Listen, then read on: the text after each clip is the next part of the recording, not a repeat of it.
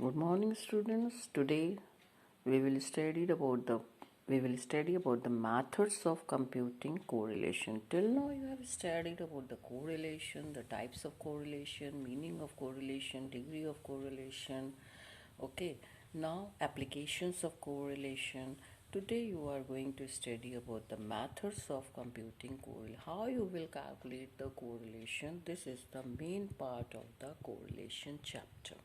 Okay, now correlation, as I have already told you, it's a Carl Pearson's correlation. Carl Pearson have explained about the correlation, and correlation, as you all know, is the symbol is small r, and the value always come between +1 to -1. Negative भी हो सकता है, positive भी हो सकता है, +1 -1. That's why I'm saying you. And the correlation methods, you may compute it as you are seeing his scatter diagram. Excuse me, विशेष आरेख जिसको बोलते हैं ग्राफिकल फॉर्म में. अब Karl Pearson coefficient of correlation, जो कि फॉर्मूला अप्लाइड होता है. आपने जैसे direct method, shortcut method, step deviation method पढ़ा है, उसी के accordingly.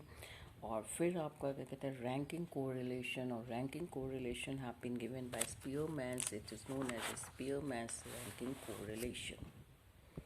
Now a scatter diagram. You are seeing here some diagrams have been made here.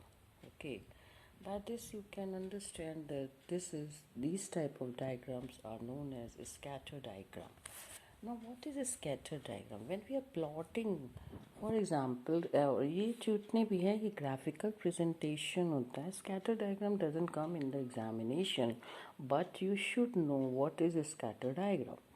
Graphical presentation of the relationship between two variables calculated on the same set of individual is known as scatter diagram. ठीक है, okay, you are seeing here. देखिए, अब यहाँ पे देखिए figure आपका दिया हुआ है. एक ये फिगर दिया हुआ है, एक ये फिगर दिया हुआ है 3.1 में, एक ये फिगर दिए. 3 फिगर्स गिवन है. आपके फिगर क्या शो कर रहे हैं आप देखिए. इसमें प्लॉटिंग में क्या है, the values of two variables move in the upward direction, hence the correlation is positive, and the values we find negative correlation as the value reverse. ठीक है, और we don't get any trend line, and since it is shows the absence of correlation, r is equal to 0. कैसे, अब आप ये देखिए diagram देखिए, ये कहाँ जा रहा है, ऊपर जा रहा है ना. तो जब भी ऊपर जाएगा तो हाईली परफेक्ट पॉजिटिव कोरिलेशन होगा. ये देखिए नीचे प्लॉटिंग हो रही है, नीचे ग्राफ जा रहा है, कब जा रहा है, तो ये क्या हो जाएगा, हाईली नेगेटिव कोरिलेशन. और यहाँ देखिए कुछ नहीं हो रहा है ना, कोरिलेशन है ही नहीं, ये एब्सेंस कोरिलेशन हो गया. ठीक है, तो जब इस तरीके की प्लॉटिंग आप देखते हैं, कोई लाइन है ही नहीं, कोई इसका ट्रेंड जा ही नहीं रहा है, कहीं ना ऊपर जा रहा है ना नीचे, ये से बिखरा हुआ है, तो यहाँ पे कोरिलेशन नहीं है आपका. यहाँ पे नीचे है नेगेटिव, हमेशा नीचे स्लोप नेगेटिव, ऊपर स्लोप पॉजिटिव. क्लियर. अब यहाँ पे देखिए, ये देखिए, ये परफेक्ट कोरिलेशन शो कर रहा है. ये देखिए परफेक्ट नेगेटिव है, ये परफेक्ट पॉजिटिव है.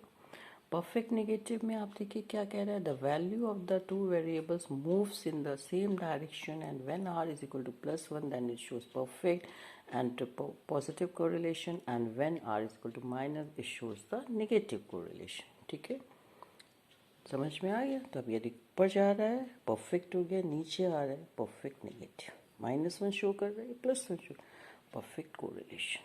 समझ में आ गया आप लोगों को. ठीक है, एडवांटेजेस एंड डिसएडवांटेजेस आप स्कैटर डायग्राम के देख लीजिएगा. क्लियर.